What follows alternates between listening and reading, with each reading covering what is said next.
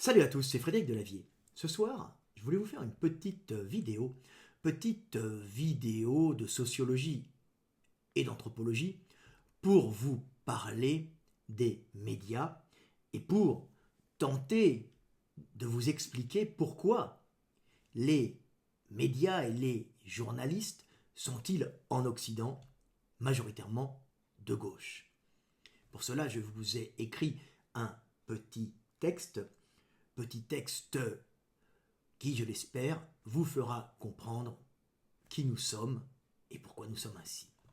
Ce petit texte s'appelle « Pourquoi les médias et une grande partie des organes d'information comme maintenant Wikipédia ou même les IA grand public sont-ils de gauche ?»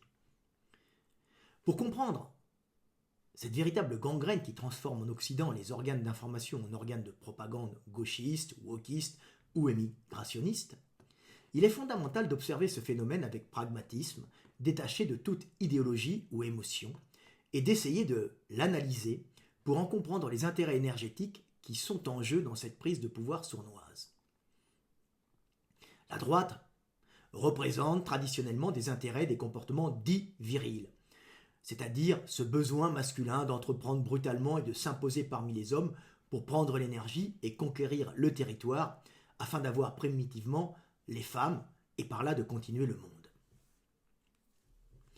Si ce désir de conquête est souvent à la base de l'asservissement des plus faibles par les plus forts et les plus entreprenants, la virilité de droite est aussi souvent la garante d'une bonne protection du territoire et d'un enrichissement de la nation et du peuple, au détriment bien sûr des peuples et des territoires conquis et des concurrents soumis ou évincés. Être de droite, c'est-à-dire traditionnellement être entreprenant, conquérant et dominateur pour son bien et celui de son groupe, demande beaucoup d'énergie et de temps, laissant à l'homme de conquête et d'action bien peu de temps et d'énergie pour faire autre chose. Ainsi, logiquement, celui qui n'a pas assez d'énergie et de violence virile en lui pour entreprendre et conquérir pourra opter pour une façon plus sophistiquée et féminine de s'imposer parmi les hommes. L'homme de gauche, n'ayant pas en lui cette force conquérante, bâtisseuse et destructrice de l'homme de droite, adoptera donc, par déni, une vue du monde plus féminine basée sur l'échange et la redistribution des biens des autres. Et si il est assez intelligent et observateur, il pourra compenser son manque de virilité en s'imposant parmi les hommes par le verbe destructeur qui dénonce, salit et diffame, couvrant l'homme d'action, d'opprobre, le livrant à la détestation populaire, et grâce à la maîtrise du verbe, de l'éloquence et de la dialectique gauchiste, avoir le pouvoir de faire ou de défaire les hommes. Celui qui n'a pas assez de virilité pour entreprendre et conquérir par l'action pourra, s'il est assez intelligent, s'imposer socialement en devenant un journaliste, un censeur ou un penseur de gauche qui, par ses longues analyses, ses grands discours moralisateurs, accusateurs et réformateurs publics, influencera le peuple dans ses désirs et ses choix, pouvant, par là, construire la popularité d'un homme et détruire la réputation d'un autre.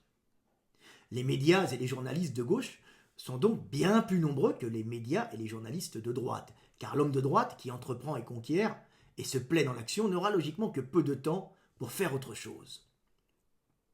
Si bien sûr il existe des journalistes de droite, les journalistes sont donc en général de gauche et par leur capacité à détruire ou glorifier les hommes par le verbe, s'octroient l'amitié intéressée des puissants qui les couvrent de faveurs et s'achètent leurs services pour détruire la concurrence et renforcer leur popularité afin de continuer à régner.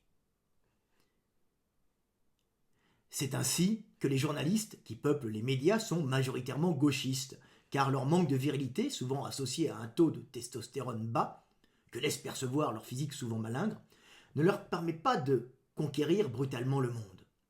Et par défaut, ne leur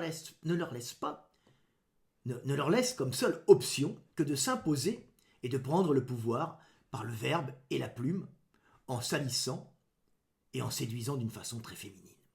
Voilà, petite vidéo qui, je l'espère, vous aura fait comprendre d'une façon simple, pragmatique et synthétique.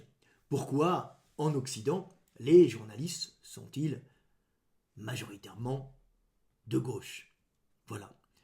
Alors, je ne suis ni de gauche ni de droite, la droite et la gauche ayant leurs valeurs propres, leurs avantages et leurs défaillances, la gauche et la droite étant deux façons de gérer qui s'harmonisent bien sûr en fonction du milieu.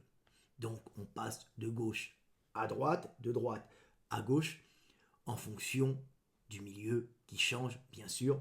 Le monde est ainsi fait, il est fait de déséquilibres rectifiés. Voilà, c'était Frédéric Delavier. Je vous aime et paix sur terre, je vous aime que vous soyez de gauche ou de droite. À bientôt et paix sur terre.